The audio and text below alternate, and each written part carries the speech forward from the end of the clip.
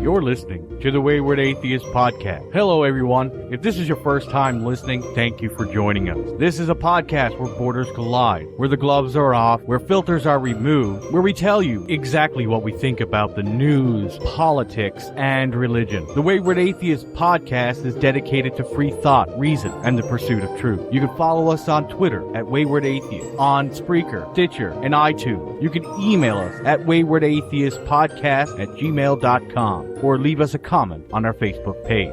So without further ado, let's get on with the show.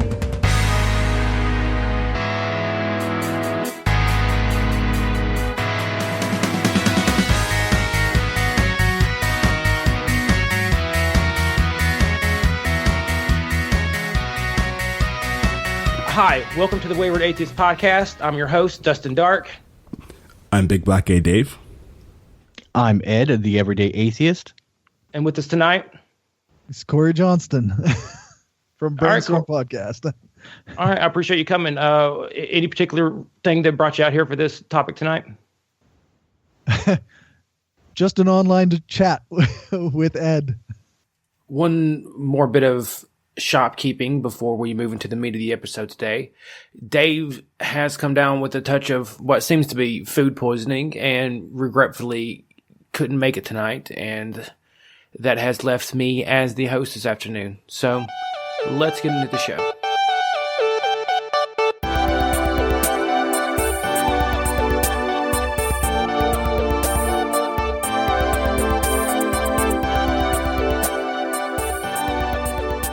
I want to take a moment to thank the listeners of this program for indulging us in tonight's proposition, which is that no platforming is good for university campuses. With that out of the way, let's introduce tonight's competitors. In the red corner, representing fundamental free speech and the Wayward Atheist Podcast, weighing in at a putrid 200 kives, Edward the Executioner Smith. In the blue corner, representing no platforming and the Brainstorm Podcast, weighing in at 175 pounds, Corey Hardcore Skeptic Johnston. Rules for tonight's brawl go as follows. Corey, you get a 10-minute opening. Ed follows with a 10-minute opening of his own. And then we'll have a 20-minute rebuttal period, giving each one of you about a minute each to go back and forth. And then we'll cap this off with a 50-minute discussion at the end. If you must get physical, green shots and eye shots only. That's it. Go for the eyes, go for the groins. That's it. Only eye gouging. That's right. No, it sounds good. So I guess I'll just start off then. I want to make a point of saying that this is not intended as a legal argument. I don't have the expertise to discuss these things as a legal representative. This is all just my own philosophic argument for what I see as the ethics of no platforming. One could say I'm arguing for what I think the law should say or should allow for regarding universities or really any venue regarding disinviting or no platforming speakers. First, I view this as an economic issue of cost versus benefit. If we grant that a university is a self-governing institution with autonomy over who can access its speaking venues and when, then we have to look at the reasons that a venue holder or a university may or may not choose to disinvite a speaker. One might be tempted to ask the question, can the people in charge of a university or other venue be trusted to give all speech an equal opportunity to be heard? But I think this is missing the way in which a business like a university has to treat things. And in my view, a university is absolutely a business. Its customers are the students.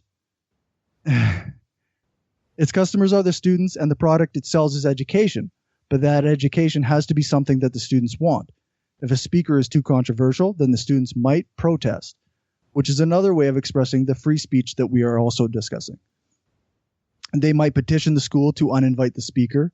They might threaten to leave the school, and they may contact donors who may also threaten to pull their donations. All of these consequences apply similarly to other venues. A conference might lose ticket sales. They may have donations pulled. They may have other groups involved that may decide to quit being involved with the. There are always possible consequences when deciding if a speaker should be given a platform or not. These calculations aren't one-sided either. There might be donors who see uninviting a speaker as a bad move by a school, and as a result will threaten to pull their donations. Similar actions can be taken by the students who wish to have a particular speaker on campus, and the university or venue holder will have to weigh the potential costs versus the potential benefits. Also factored into the cost-benefit analysis will have to be the potential reimbursement for things like travel, hotels, food, or any other costs incurred by the speaker or the group that paid the speaker. So when a university takes into account all the variables, then I think it's fair to say that they have done the appropriate work necessary to decide for themselves whether to disinvite a speaker or not. Some people think that none of that matters. A school is different and should be a marketplace of ideas, and bad ideas should get a place to be heard just like good ideas. I think this too is slightly mistaken. Some ideas are factually incorrect, and allowing them to spread actually increases the damage they cause to society. This raises the question of who gets to decide what ideas are bad and which are good. This can have a couple of answers. First, the marketplace of ideas has already had its say in a sense, via the internet or other venue holders giving a said speaker a platform on some other form of media. This is how students know who the people coming to speak at their schools are, and this is how they know their positions and whether they should protest or petition the school. None of this should be viewed as advocating violence or property damage. It's simply one person or group expressing their free speech in response to another person or group expressing theirs. And ultimately, this seems to come down to pitting one view of free speech against another. Is, for example, Milo Yiannopoulos' free speech more valuable than school or venue holders' freedom to choose who uses their platform? I personally don't think so. Schools have an easy out legally, as far as I can tell,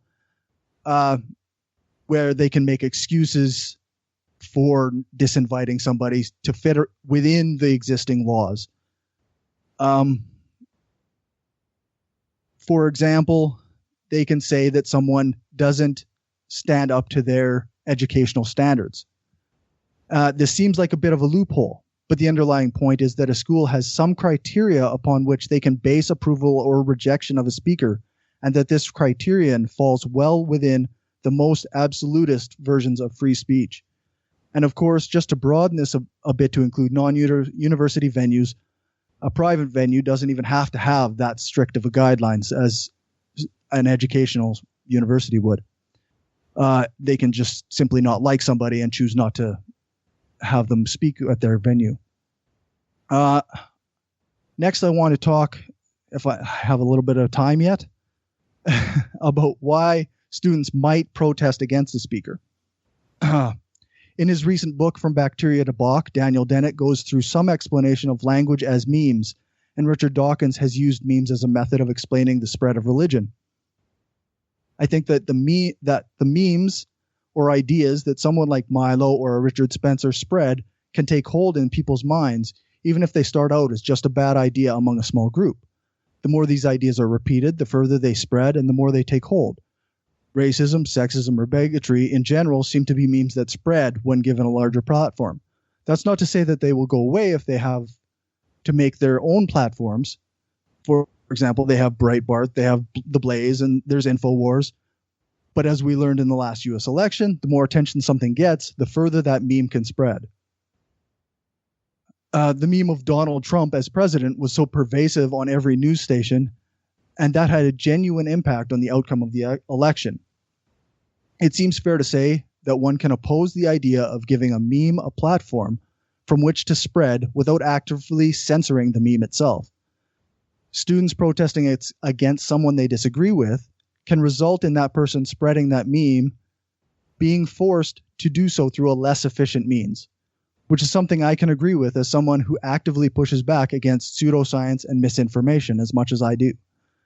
I guess my point here is that not giving one a platform doesn't equal censorship, that students or customers who want their venue holder or university to avoid having a certain speaker have the right to express that. And finally, that a venue holder or university has the right to or freedom to choose who they grant a platform to. Thanks.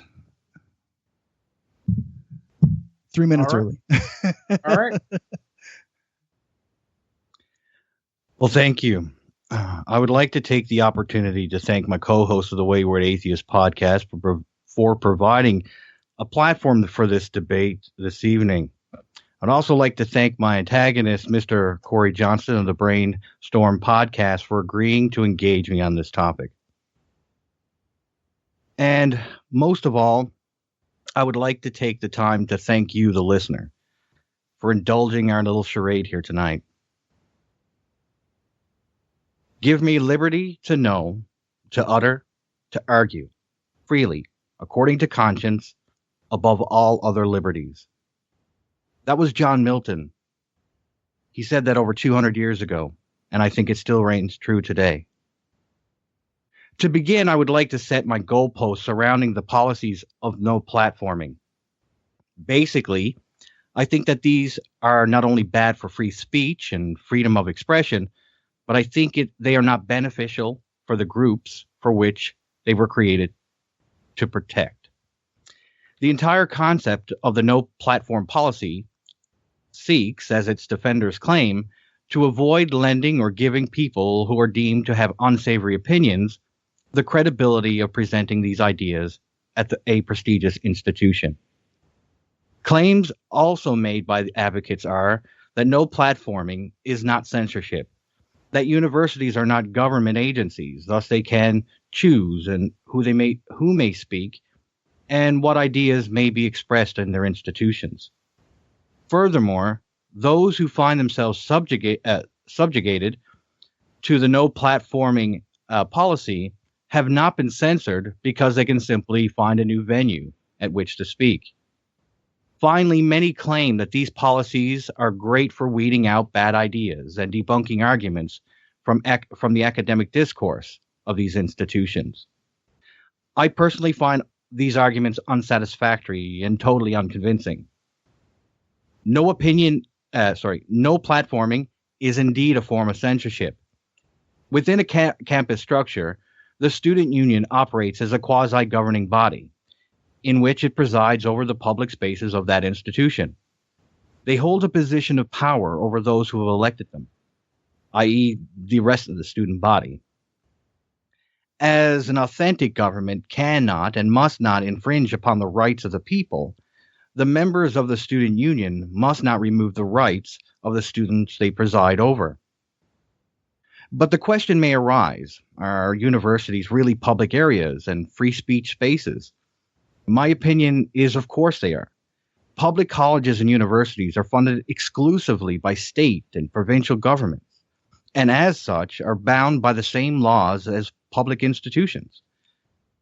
Private colleges and universities may, on some outward appearance, seem to be independent from the government purse, due to their internal self-governance and the endowments which they receive. However, private college and universities exist to a large extent on the public purse. All donations and endowments received public tax exemptions. Furthermore, all university buildings and property receive tax exemptions in order to keep the universities viable. Like their public counterparts, private colleges, which have and colleges receive public grants and contracts from the federal, state, or provincial government, both which have overhead stipends included in them. Many private colleges and universities also receive student subsidies for local students that they enroll. Thus, they may have an internal, independent governance, but they are nonetheless partially subsidized public institutions. And as such, they are subject to the same laws concerning free speech as their public counterparts. Furthermore, courts have consistently recognized the freedom of speech principles as outlined in both the Canadian and U.S. constitutions acquire a special significance in the university setting, where the free and unfettered interplay of competing views is essential to the institution's educational mission. University campuses are places where one must expect that one will be exposed to a wide range of ideas, viewpoints, arguments, and forms of expression. Some may make us uncomfortable, some will challenge us, and some might even offend us. But it is my submission that these are precisely the circumstances that free speech serves its most vital purpose in the educational milieu. Throughout history, we see that humanity only progresses when conventional wisdom of the day has been challenged. For example, in Charles Darwin's day, the prevailing wisdom was that all life, in all its diversity, was created in its present form. Charles Darwin's research demonstrated the contrary. However, if the no platforming policy had been in place during his time, Darwin's voice would have been stifled, and the theory of evolution would have been seen as harmful and dismissed. Thomas Huxley would never have had the opportunity to trounce Wilberforce in his brilliant defense of Darwin's ideas. It is the very fact that unwelcome speech, yes, even offensive speech, has been and must continue to be the driving force of progress. Furthermore, offensive viewpoints antithetical to our own, provide us the ability to engage, expose, and refute them. Sometimes we have to do this over and over until they go out of the conversation altogether. The policy of no platform is counterproductive to the very people it wishes to protect. These policies are counterproductive because harmful speech or offensive speech, offensive ideas do not just disappear by the refusal of a university facility. Especially when there are students in the university that are interested in hearing a speaker present these viewpoints. It is often the case that those who are receptive to such ideas, yet are refused to be allowed to hear them, are boosted by the fact that they are deemed taboo. This phenomenon is explained in what psychology terms the reactant theory. The reactant theory states that an individual or individuals who are denied or threatened with the denial of certain freedoms can cause an individual to adopt or strengthen their attitude or view that is contrary to what was intended, and will also increase their resistance to persuasion. For example, a student who is denied the opportunity to hear a speaker, like Milo Yiannopoulos, for instance, see it as not as being protected from harmful ideas, but as a threat to their personal identity. They will cling to the ideas of that speaker more diligently, and even will, when presented with evidence of that speaker's errors, misrepresentations, and outright falsehood, the student will be unlikely to be receptive to such corrections, nor willing to stop believing the ideas of that speaker. Let's face it, bad ideas cannot be ignored. They need to be countered, challenged, and discredited. What arena is better equipped to do this than a university? If the combined forces of students and academics can't debunk them, who will? Thus, by removing bad ideas from being challenged and engaged on a university campus, these ideas will be thrust upon people who may be ill-equipped to handle or refute them. They become someone else's problem today and society's catastrophe tomorrow. What are the reasons to prevent speakers from addressing students? The most common argument presented by advocates of the no platform policy is that of offense. Offensive speech has long been the battle cry of those who wish to censor. The argument is easily refuted because what is offensive is subjective. If offense is the sole criteria by which you censor speech, it would be ripe with abuse, giving those who are the quickest to claim offense the power to veto anything that would be against their own personal dislikes. Is this not why we have the rights of freedom of speech and expression in the first place? To prevent this very thing from happening, that one subjective point of view does not silence another? We must also acknowledge here that sometimes offensive speech is a good tool. It allows us to show that situations, ideas, and attitudes that we hold are sometimes hypocritical or ill-informed.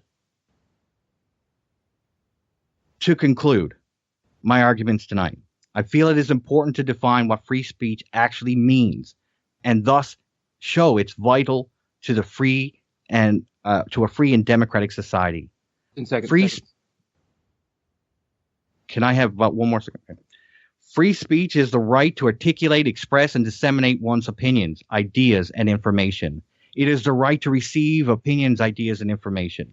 And it is the right of the individual to seek out information, opinions, and ideas without fear of government retribution or censorship or societal sanction. All right, thank you. I want to be fair here. I don't want to favor you. You know. Well, that's good. Oh, that's it.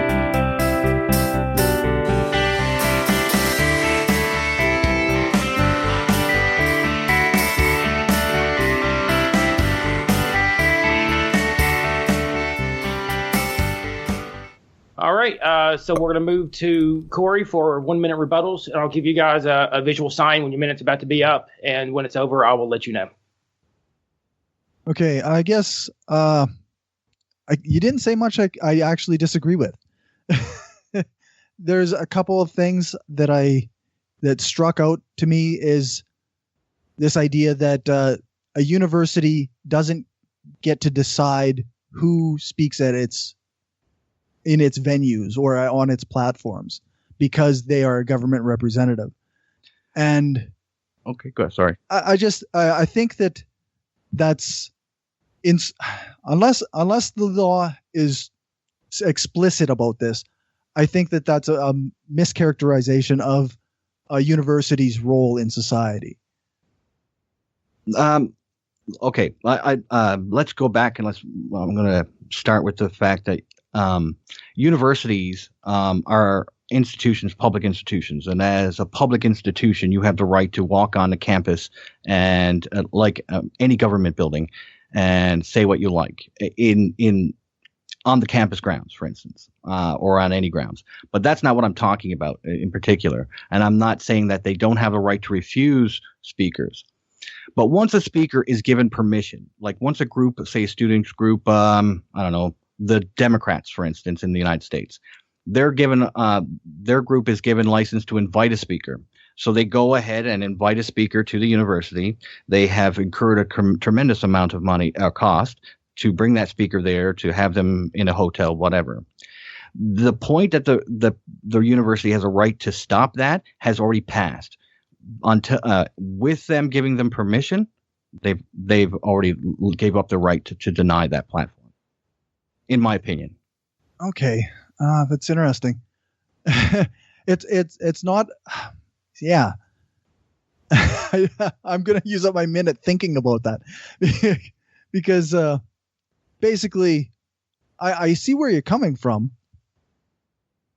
but as a university, what if, say, the building burns down? That they were going to have that like, what if there's extenuating circumstances such as a loss of donor money or a number of students walking out of the school, or there are potential consequences or scenarios where this might be in the best interest of the school to disinvite a particular speaker.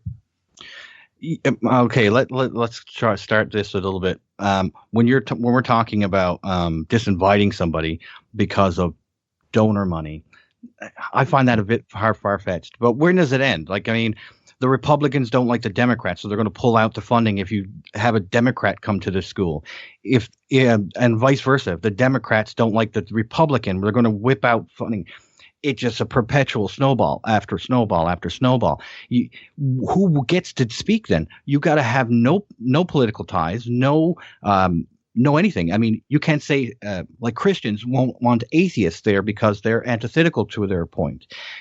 Atheists wouldn't want Christians there because they're both antithetical. Where does this end when you get the opportunity to no platform somebody?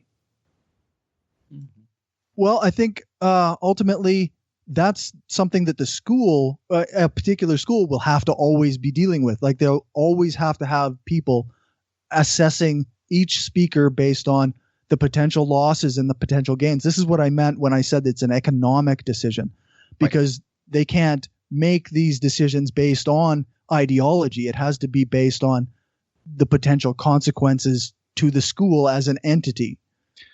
But it will come down to ideology one way or another. And that process should be taking place prior to them allowing or giving permission for a group to have a speaker come. This process should have taken place before the invites have gone out, before that speaker has given the okay that they can schedule this date and have been brought in. That should not be taking place once the invitation has been given out. I get it's a fair point when you're talking about when I think about that prior to that permission being given. Once that permission is given, they don't have a leg to stand on because they've already done that. Well, I think you're fair. That's fair. But as I said before, there could also be an instance of information coming in that they didn't have before, or somebody else might find, like a particularly large donor or a number of students wouldn't have known about this before and can then give their input and then respond, and then the school has to deal with that as an ongoing basis. But again, that would happen with anything. Like what we're seeing in the United States right now is a protest from one ideology versus another. It's not about donors pulling their money out. And if it is, I haven't seen it, but it may be so. But again, you're going to have donors on both sides of that ideology that are willing to fork up the bucks. And at the end of the day, it's going to be a constant snowball. It doesn't end. That's why free speech is a must. We have to be able to explore ideas, especially at the university level, because that is where the biggest component of a human's or a student's life will jump off of. I mean, this is where you get your most exposure to different ideas. Yeah, no, that I agree. In a sense, I almost feel like my point wasn't argued against, really, because this snowball effect, this constant back and forth of ideologies, that is exactly what this so-called this idea of the marketplace of ideas is, right? And this is protesting on either side, and then the university, they have to base their decisions on the economics of the situation. They can't look at what one person is saying or one side is saying or the ideas themselves. They have to look at what is this costing us and what is this ultimately, what is our benefit versus our loss. But this only would pertain to private institutions anyway. I mean, a public institution is funded fully by the state or province. So it wouldn't care about donors because it doesn't have any. The private institution, for instance, the reason why it would be an economic crunch would be because of the fact that if donors want to pull out, it's about societal pressure. But again, if you keep going with the societal pressure, some ideas that are good are going to be weeded out because they are deemed to be bad. Like, let's go for the private institution that is that says that you can bring an atheist on campus, and then they find out that no, the largest Christian donor is going to pull his funding. If that's the way, I mean, if it was climate change, it would be the same thing. Climate change, a climate change denier who has so much money, he's going to pull it out. I mean, that it just seems like it would be a never-ending story, and you could be pulling out money from. You're going over a little bit there, Ed. All right, Corey. No, that's a fair point, and I think ultimately my point on the economic front has kind of been made. So I guess the only thing left in that vein would be to discuss, say, the benefit of bad ideas versus good ideas being battled out. And I think that there's something to say, or something to the idea that bad ideas often win these battles. And we can see examples of that all over the place. Like A popular one right now is the idea of homeopathy. It's a very popular, very multi-billion-dollar industry, and it won the battle in the marketplace of ideas, and it's a terrible, terrible idea. I don't think it won. I think that modern medicine is winning. It's just a slower battle. The idea that sometimes bad ideas win, that's a price of admission. We cannot weed out or censor ideas based on what we think could be harmful. Sometimes take for instance flat Earth theory. If someone comes into a geography class and wants to argue that with a geography major, and that idea could win over some people, but we do have to have the debate because we want to show our first principles, that here's what we need to argue against. Only in the light of day will they be argued, and with solid evidence. I mean, homeopathy will be destroyed eventually based on solid scientific evidence. And if we don't keep the battle going, that's it. It's over. The game's over. We just capitulated. Well, I think there's two things going on here. One, we're talking about sometimes we pay the price when bad ideas win out in the battle of ideas. And ultimately, I'm saying that this no platforming on university campuses is another form of the battle of ideas. And occasionally, there's going to be a price that we pay where the bad idea wins or the good idea or we miss a good idea. But a good idea and a bad idea, I want to know who is the decider of that idea. Well, who claims it's good and who claims it's bad? We have to justify it by its merits. The argument stands or falls with the evidence. And if you can't if the person with the great idea can't make an argument for it, well, it's going to be tossed out. It's just the argument has to stand on its own merits. Period. We talk about free speech as if it's something that is granted that only certain people get, and it can't be that way. Well, it's not that people don't get it. Okay, let's take this at a different angle. How about the vein that no platforming isn't a form of censorship? It's simply because free speech doesn't grant you a platform. Well, no, it doesn't grant you a platform. It doesn't grant you an audience either. But if you have an audience that's already, like, say, the Young Republicans, and that's your audience is already there, so they've already invited you there. You haven't demanded an audience. You haven't demanded a platform. You were given a platform and a voice and an audience at that point. You haven't asked for anything. They contacted you, and you agreed to come as a request. That is not a demand. No one demands a platform or a microphone. That's the problem. The problem is people see it as it's a demand for a platform. No, you get the right to have the platform given to you. Now, people can protest outside, but in a peaceful manner. That's perfectly fine. They're exercising their free speech. That's the power of free speech, is that everybody gets a share in being able to voice their opinions without being tethered one way or the other. That's the beauty of it. Okay. What's the difference between demanding a platform and the right to having a platform given to you? Demanding a platform is I go to a university and say, you owe me, I get to speak at your university tomorrow or next week or next month.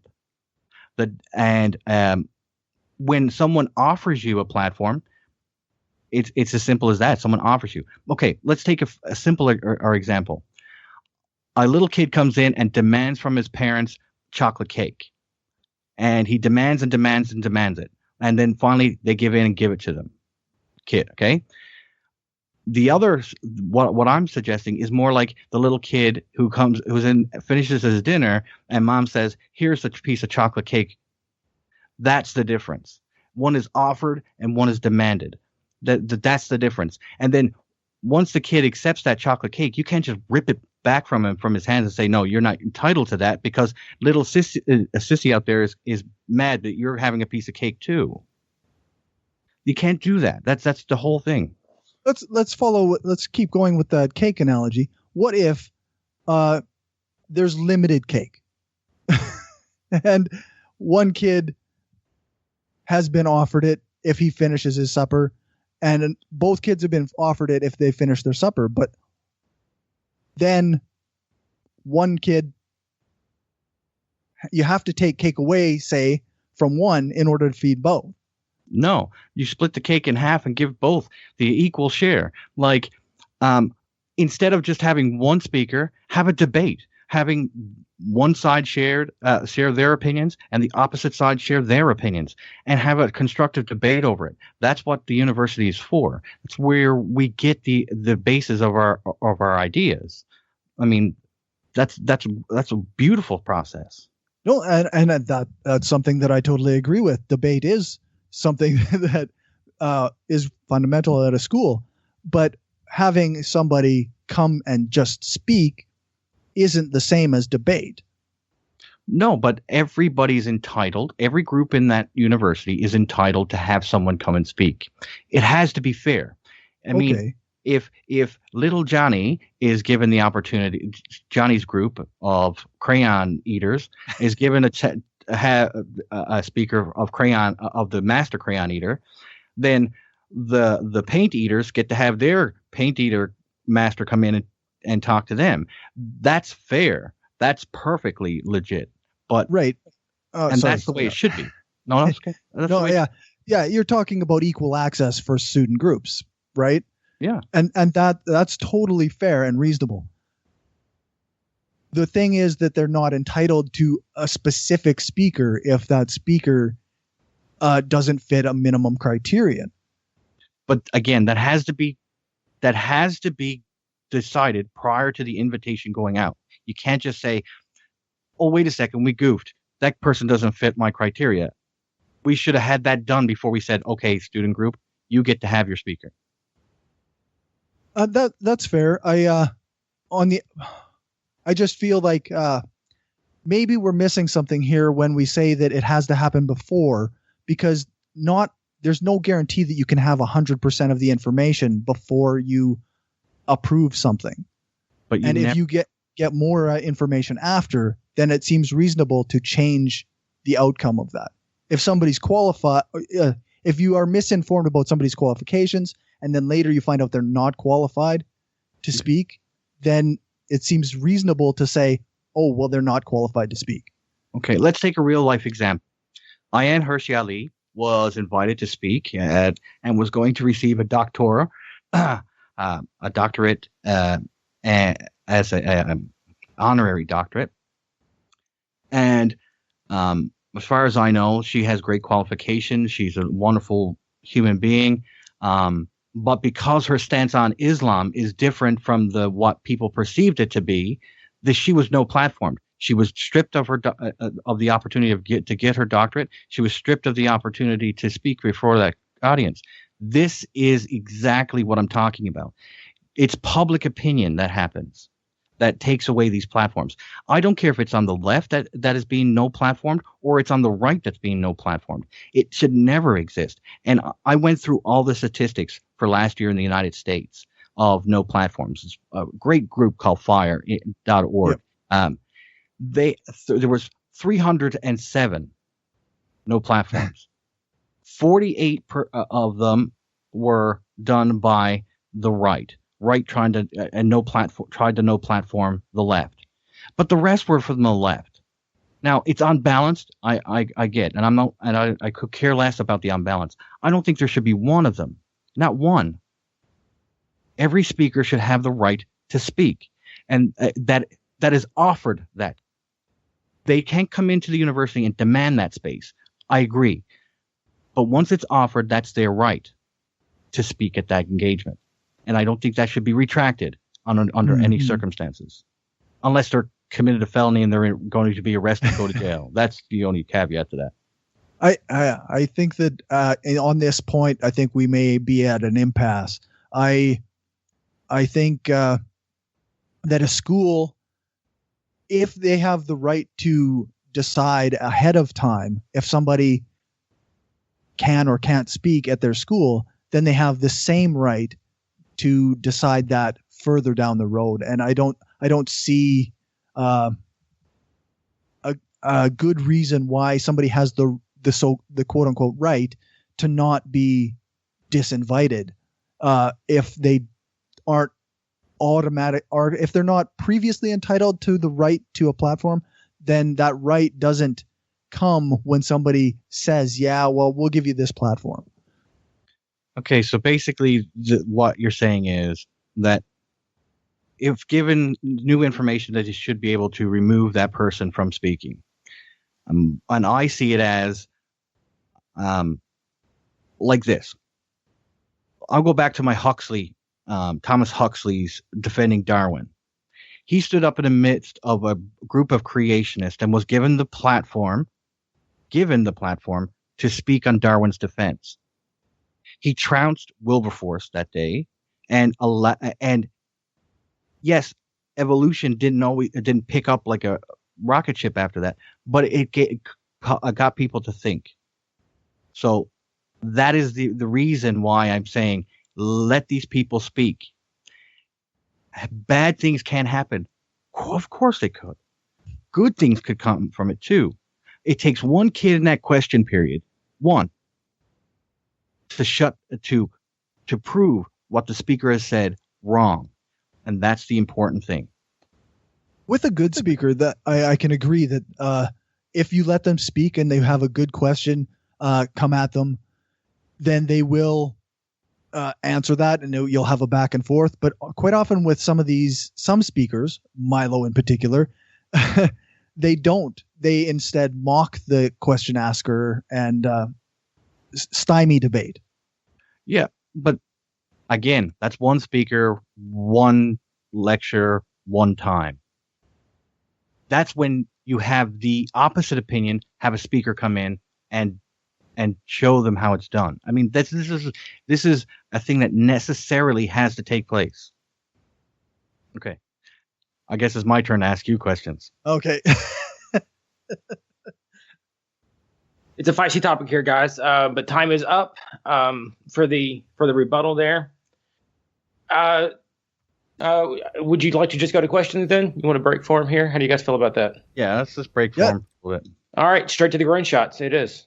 Yeah, I spent a lot of time asking on that one and not answering.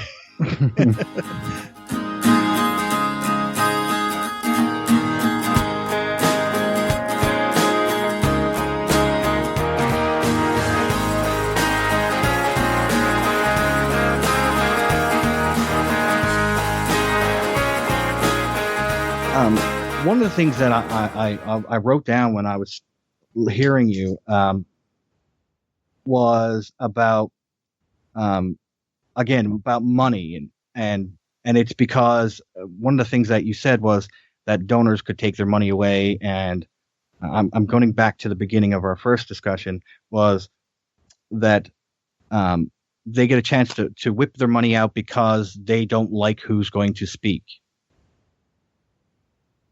Okay. And so they become the censor at that point. Okay, the donor. They become the censor. And so what if it is about stem cell research?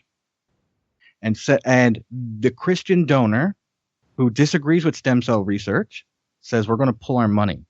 But this debate, this introduction of the most important thing that could help humanity is stifled because that one donor has the option, because the university is economically tied to that donor. Do you still think that person should not have the right to speak? At that particular university, at that particular time, I would concede that the university has to make the best economic call for them. And that if that starts a trend across the universities, Christian groups banding together and withdrawing funds from universities across the United States so that stem cell research does not get to go ahead. That conference, that debate does not get to go ahead. Does that still seem fair and equitable? And I think the hypothetical slippery slope that we're on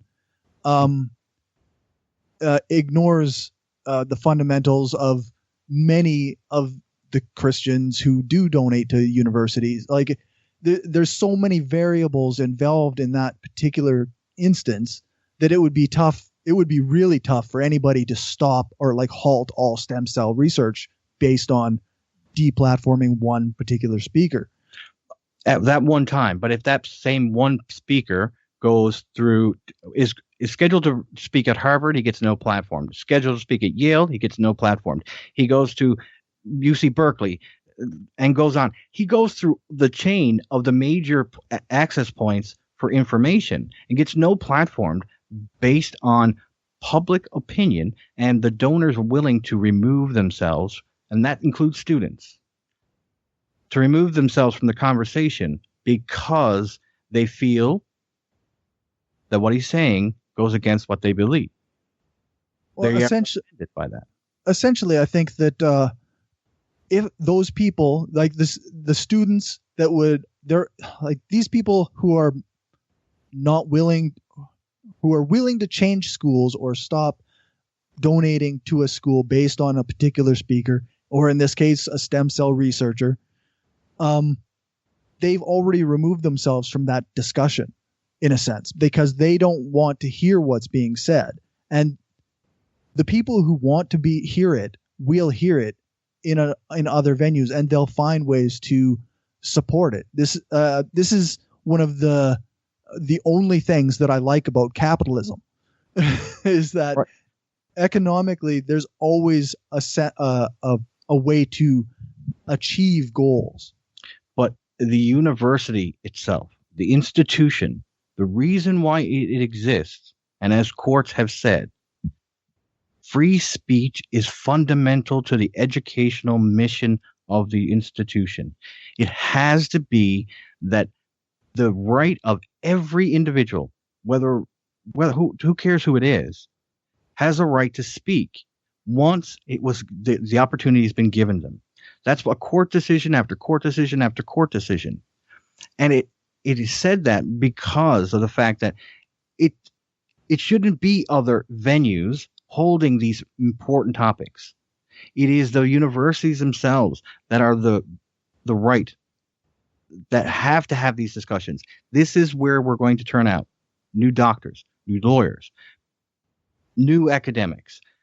That's why the university setting has to be able to be open to whatever ideas comes its way, because the reason why they're there is to compete.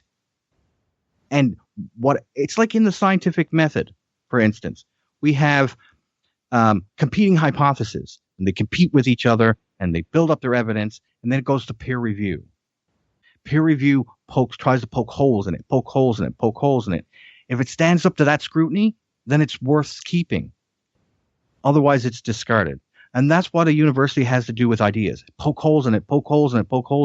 Those ideas that maintain their integrity after that, those are worth keeping.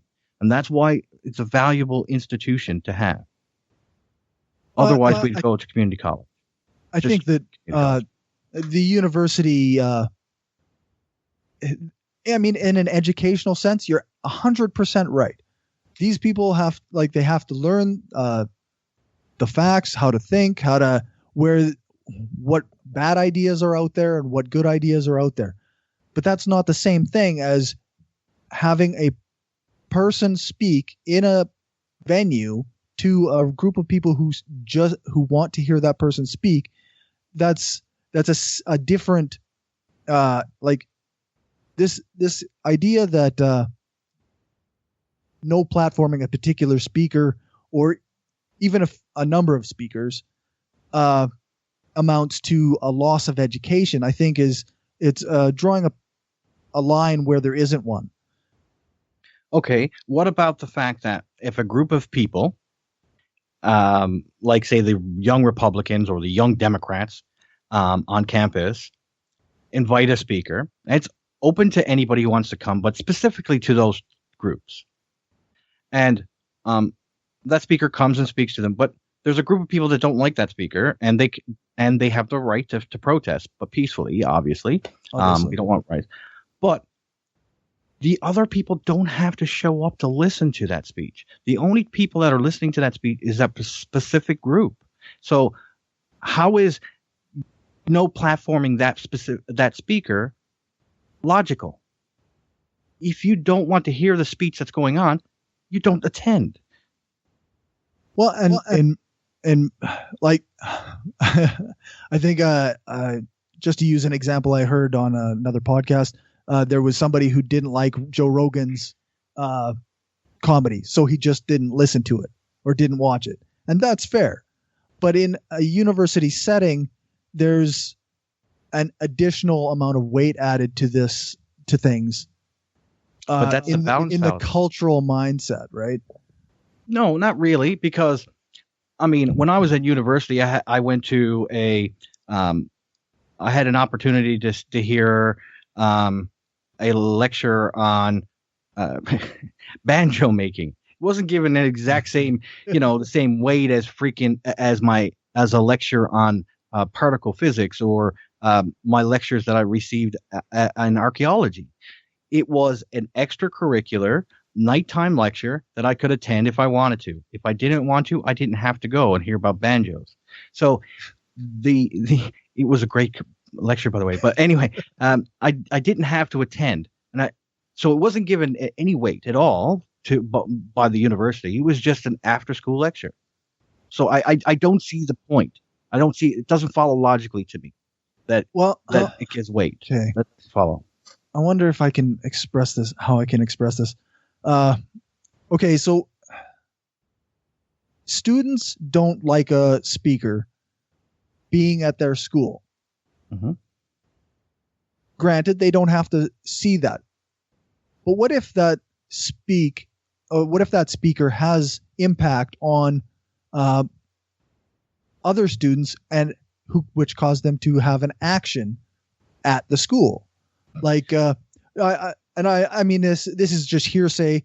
I don't know 100% if this is factual, but supposedly at one of Milo's talks, he was going to be discussing how to spot illegal immigrants on your college campus. Okay. And this is a talk that could potentially have consequences in the actual campus life of students who didn't go to this talk. Right. But to me, I mean, I'm the type of person that will listen to anything and everything just to see, especially things that would piss me off, to make sure I get the full gist of what they were talking about. That could be a scenario that someone made up. That was a story someone made up to inflame people to get them to protest against Milo Yiannopoulos. It very well could be. Yeah, and the problem with that is, unless you hear what they have to say, you're going to push it. By changing the venue. Like I said in my speech earlier, the idea doesn't go away.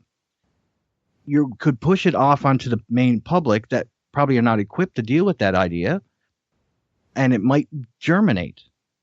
Like Nazi Germany, for instance. Okay, in World War II, we dealt with fascism. We knocked it out physically, militarily. We used the greatest army ever contrived to go after fascism. We beat Germany, Italy, Japan, and we stopped fascism, the military force. But the idea of fascism was lurking and lurking and lurking in the dark. And every time it raised its ugly head, we knocked it back by open discussion, debate, and we proved it, debunked it, exposed it for what it really is. But right now, with the process of no platforming, we don't get that opportunity because the universities are the first place where we need that first line of defense. When it rears its ugly head, we beat it back again. But now it's rearing its ugly head because we don't get that chance. Because it's taboo to talk about fascism. I'm not sure I really understand how university students who are quite often just out of high school are more equipped to deal with bad ideas than the rest of society. They're not. And many of which who have already been educated in universities. Because the academics that are there, students there are learning, period. The idea is to expose them to 100 million ideas that in their lectures. Those ideas will be challenged. So they start repeating that into their lecture, because a lot of them do. Then the professor challenges that idea. Or the professor says, I'm going to take this, since the speaker was here, I'm going to take this and I'm going to debate this in the middle of my class to show the validity or falsity of this topic. But professors are afraid to do that now because they're afraid that their people will no platform them. They will lose their jobs. That's the danger and slippery slope that I'm seeing. It's not that one speaker was dismissed. It's that it's a culmination of constantly dismissing people. And now they're even going after professors that are provocative. Many of them don't even hold the positions that they speak about in their classrooms. But they're doing it as a way to get the conversation started so that they can beat these ideas down. They can't even open their mouths about it. And that's the scary, slippery slope of no platforming. Okay. I see what you're saying,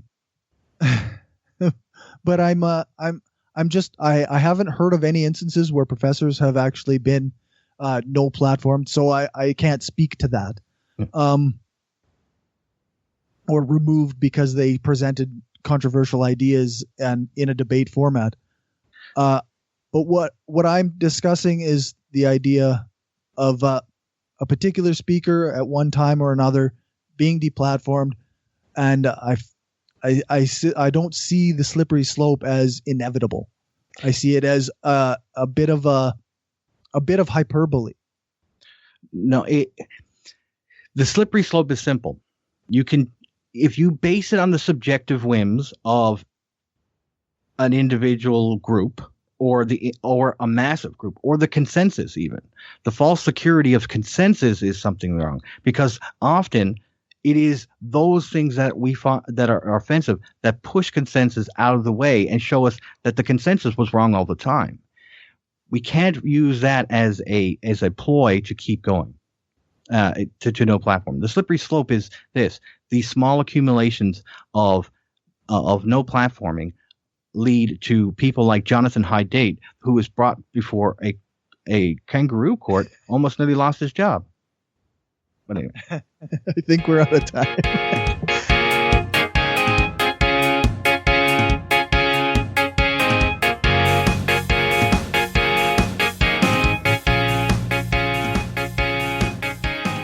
All right, gentlemen. Corey, do you have a closing remark or closing statement? We're going to give you a couple minutes here if you have anything. I don't have anything in particular. I just want to thank you guys for giving me the opportunity to have a real discussion about this. I know too often online people get into name calling battles because they disagree on these things. And I think me and Ed are walking away from this still disagreeing, and that's totally fine with me. That's the way this is supposed to go.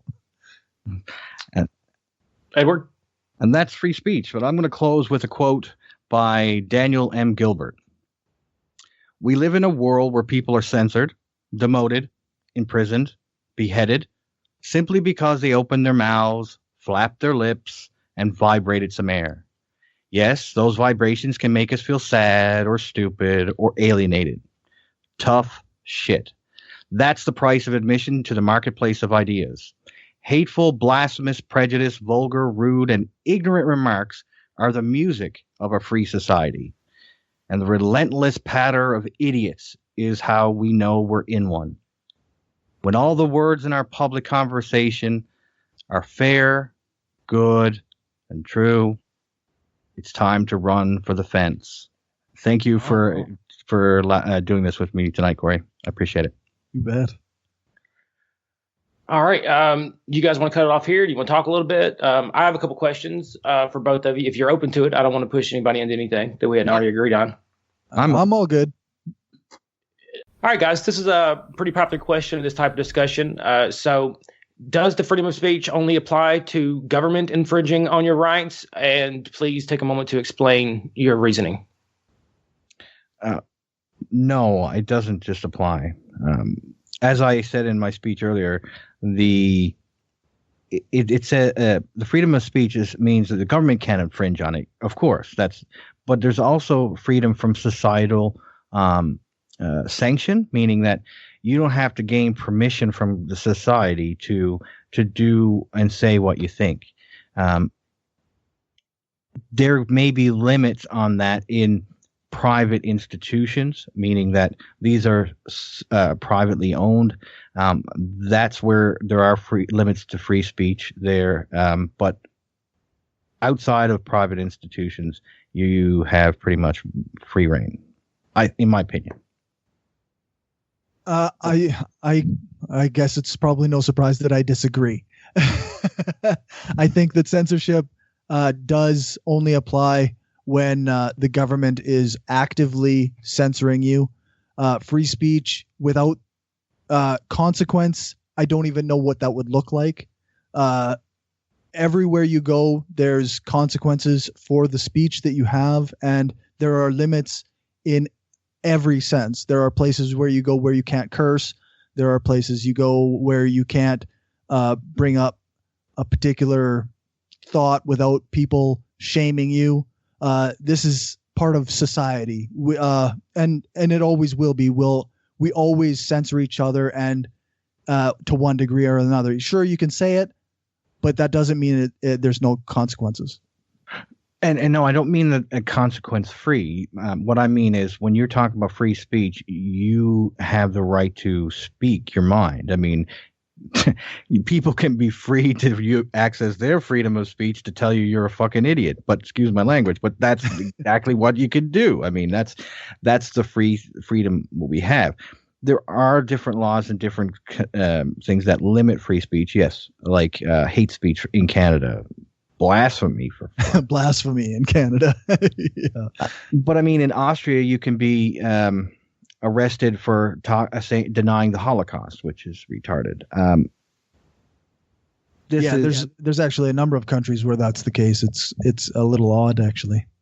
But I think unfettered free speech is what we should be aiming for. Corey, do you have any response?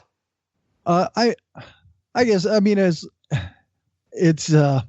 if the government isn't limiting your speech by via some action, then I think we have free speech, and that's I don't know what anything else could possibly be meant by that.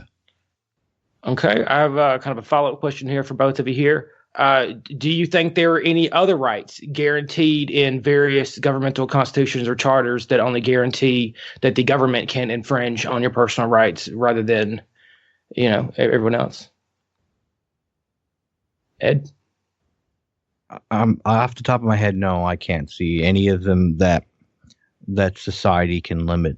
Your freedom of movement, only a government institution like police can stop, or border, which are government institutions can hinder that, unless it's on private property. That the private sector is the only caveat to that, and there's very few rights that you can be taken away by society itself. Yeah, to be honest, I'm not entirely sure. Like, I guess I was kind of, I'm not sure. I'm trying to think of something, and I can't think of anything. Is there anything particular? Why do you think the First Amendment is applied differently than all the other ones? What makes it special? Well, because speech isn't it isn't your bodily autonomy. It isn't a thing that people have to give you or take away from you. It is something that you say, and it's just out there or whatever, right? And that's going to have consequences. It would be like saying you have the right to act without consequence. Well, we do have the right to act in any way we want, but there's of course going to be consequences. But the government shouldn't be limiting free speech, and that's where other forms of where the government actually does limit us in other ways? I think it's. Sorry, I don't want to answer questions if it's just directed at the two. Oh, please. Go ahead, yeah. Okay. I think you probably touched on it before, but I think it's part of the powers of the government, right? The reason why we give the government power to block us up. The government can do all sorts of things. Like I can imagine in some places they can cut your internet off so you can't even blog. They can silence you completely. So we have this constitution saying, we realize the powers you have to silence people. We're gonna exempt you from this because we want to make sure speech is important, right? So I think it has to do really with the amount of power we give the government for law enforcement, for all sorts of things that we trust them to keep society in order. Yeah. I think in the United States in particular, the First Amendment is the First Amendment, and I know that there was other ones prior to this, but the First Amendment, as it appears now, was put there first. What is because words are better than violence. We use words to discuss, debate, and share and change people's perspectives. If you can't accomplish that through diplomacy, through other countries, diplomacy, you have no other than to go to number 2, which is the right to bear arms. That is essentially why it's 1 and 2. If you can't get through diplomacy, then like with your government, you can't, and the government tries to take away anything, you have the freedom of speech. Well, then if not, you have to go to the Second Amendment, and which is the exact same thing what governments do. Diplomacy first, try with words, and then if not, well, then there's war. And that's something that no one wants to go through. And that's my point of view. In your response there? No, that's well said. I got nothing. All right. Well, I wrote down a few questions here, and the troll in me wants to ask them. I want to play the part of the YouTube comment section. And of course, we cannot release this if you don't like the questions, because it's not fair for me to jump in, right? But one thing when you're talking about homeopathy, and I've heard this argument before, homeopathy makes, a few $1 million a year, and that's a disgrace. Multi-billions, but yeah. Okay, billions, fair, whatever. I think that the idea of using authoritarian means to stamp out credulity, just gullible fucking people, that's a little scary to me. Like, there's always going to be some dumb people with some dumb ideas. And one of the problems I think with like reporting today too is there's always going to be some crazy asshole on Twitter with a crazy asshole opinion that you can make news and outrage out of. And I think this works in a similar way. Do you have any response to that? I guess my only response is like, that it's not, I think it's being mischaracterized. Like, no platforming to me isn't this authoritarian foot stamping down free speech. It's just a venue deciding that they don't want people, a particular person speaking there because it doesn't benefit them or that it actually may hurt them. But again, who is the censor? Who gets to decide what is a good speaker and what's a bad speaker? I have to go back to that because that's one thing I can't wrap my brain around. If we go with consensus, then we go to Nazi Germany, and the consensus at the time was that Jewish people should be killed. Sometimes there was consensus is wrong, and you have people like Mr. Schindler who went against consensus and actually paid for Jews to get and to save hundreds of them.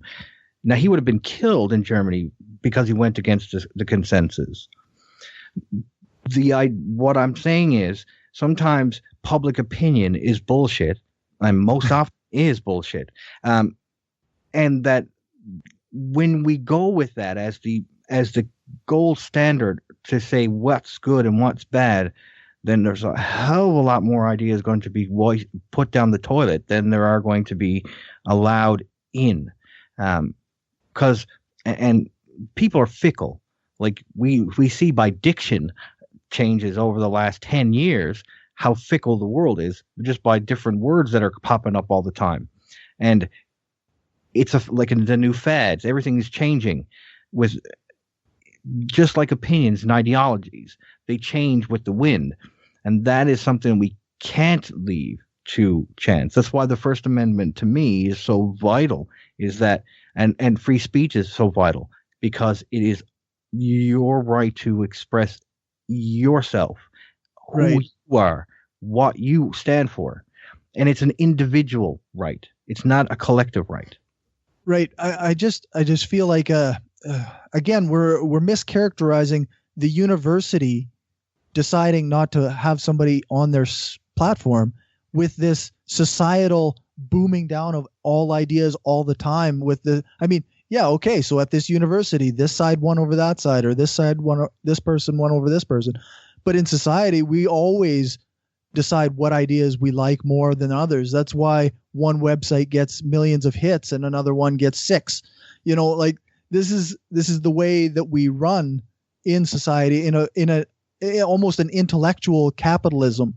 Yeah, but what I'm saying is the 6 are not stamped out by the million. We can't stamp it out. And that's what you're asking for. With no platforming is like the public pressure, like the students, we'll use students as the public pressure, saying that they don't like the speaker. Okay? Right. This group of students, maybe a lot, maybe a few shit disturbers that don't like the speaker. And they're going to cause damage to the university, or they're going to cause a fuss. And so they say, it's not worth it. We're going to plug this person out of here. That is using dumb force to stop a person that could have a grain of truth in what they have to say. But we're not allowed to hear that. But we are allowed to hear that. Just we have to go somewhere else to do that. But that's not. What about the students that have paid for that person? Now they've paid their tuition like every other student. They have the right to that one person to come to speak to them. It doesn't. I don't care if the rest of the people don't want to hear it. They just don't have to listen. That is their group. They have access. They have the right to equal access to the venue, and to have their ideas heard. They don't have the right to a particular speaker. Why? Because the school can have whatever criterion they deem necessary, usually educational vigor, to reject speakers or not. What if it's a pop star that wanted to come and speak? A pop star can come speak to a group about, I don't know, Black Lives Matter, for instance. That's perfectly fine. But say it's a pop star coming to speak to Black Lives Matter, and it gets protested and gets kicked off. I mean, to me, you're denying the group, no matter who it is. If they're intellectually stupid, they have to have the right to be able to speak once that gets. I'm sorry. I'm very adamant. It's all right. Corey, do you have any response real quick? And I have one more question when we're done with this. Just to the pop star analogy, I think this happens quite a bit, actually, where bands get invited to a school and they end up getting disinvited because students don't want their school paying for a band that isn't based on that isn't educationally useful to them. Right, but that's if the university pays. Many of these speakers are paid by the student groups that fundraise for that particular speaker. So not only did they lose their facility, they lost the money that they intended to have. And I don't know if this is how it is done, but in my opinion, it should be that the school should have to count that into their losses and reimburse that group for those fees. Yeah, I just think it would be a never-ending cesspool of the university going bankrupt by it. I really would, but that's okay. Go ahead with your next question, Dustin. All right. So this is more of a statement that I'm going to throw out my opinion. And Corey, you've really seemed reasonable, and I really appreciate your argument tonight. So I'm just curious to hear your opinion. I'm feeling this might bring us together a little bit, all three of us. In events like when Antifa showed up and the riots that followed and deplatformed Milo at Berkeley. How do you feel about that type of methods? And I would also like to point out that when you use a protest to physically shut down an event in that type of way, in my personal perspective, it doesn't just infringe on freedom of speech, which is what everyone likes to talk about. It also infringes on the freedom to assemble, and it infringes on the freedom of free movement throughout the country that you're a citizen of. I personally find that particularly egregious, and I'm very concerned to see that there is a fair amount of support among the left. How do you feel about it? Actually, I agree totally. It bothers me that people think that violence is the right way to do this, versus petitions and protests. And like, I know I get the inclination. Like I have it in my head too. Like I want to punch a Nazi. I want to do this shit. I want to burn shit to the ground sometimes, but I don't do it because that's not living in society. We live in a society where we don't get to burn shit to the ground just because we're angry. And personally, I think that physically blocking somebody is also not acceptable. That's their bodily autonomy. If the university has done all the cost benefit analysis to determine that a speaker should be at their university, and you get in the way of people and physically block them, I think that's crossing a line. And while I wouldn't necessarily make that sort of thing illegal, I certainly frown upon it. I certainly think that that's something that's not cool by any stretch. Do you think those protesters should be arrested? You said it shouldn't be illegal. Should they be removed from the scene, let's say? Yeah, they should be removed from the scene. If they're stopping somebody from going to a venue that they paid to be at, and it's all gone through all the proper channels and everybody's figured everything out, I think that a person who's physically blocking access should be removed. All right. I think that's very reasonable. Ed? I have to agree. So, and some parts I agree and some parts I disagree, but for the majority, I agree totally. I mean, the idea that somebody can get pissed off and start destroying things. Are we fucking 5 again? I mean, this is grow up. I mean, violence begets violence, and that's something you don't want to start is a civil war. And that could happen. But I mean, I am all in favor of people protesting people they don't like. Protest is vital to free speech movements. UC Berkeley was famous for its free speech marches. I mean, this is the irony of this whole situation. It is the birthplace of the modern free speech movement. And I love a good protest.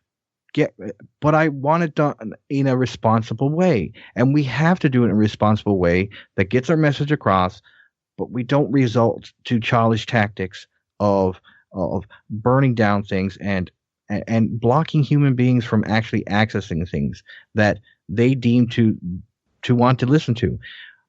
There's crap. People listen to rap.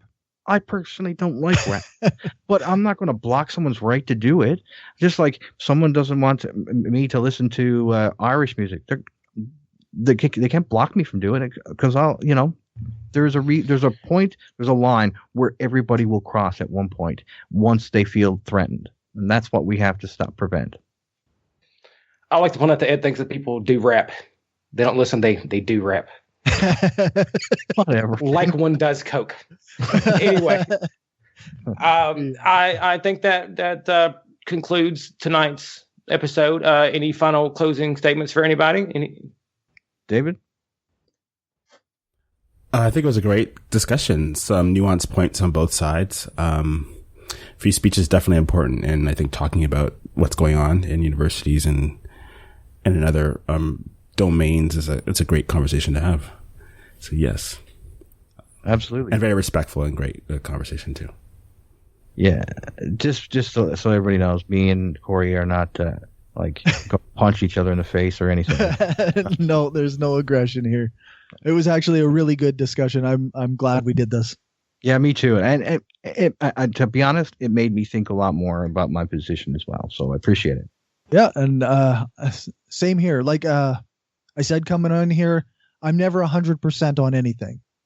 I thought I had some good arguments for my side, but you made some really good arguments on your side. And I mean, I I still think I'm right, but that might take a couple days to sink in if I change my mind.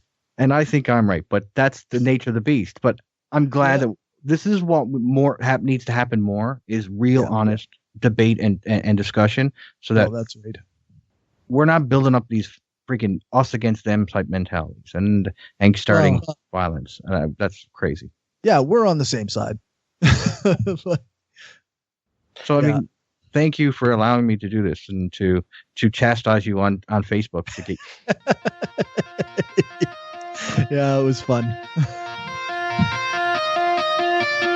This was the Wayward Atheist Podcast. Visit our new website at waywardatheists.com. Follow us on Spreaker, spreaker.com/waywardatheists. You can email us at waywardatheistpodcast@gmail.com. Find us on Twitter at waywardatheists and on facebook.com/waywardatheists. If you enjoy our content, feel free to leave us a review on iTunes and feel free to support us at patreon.com/waywardatheists.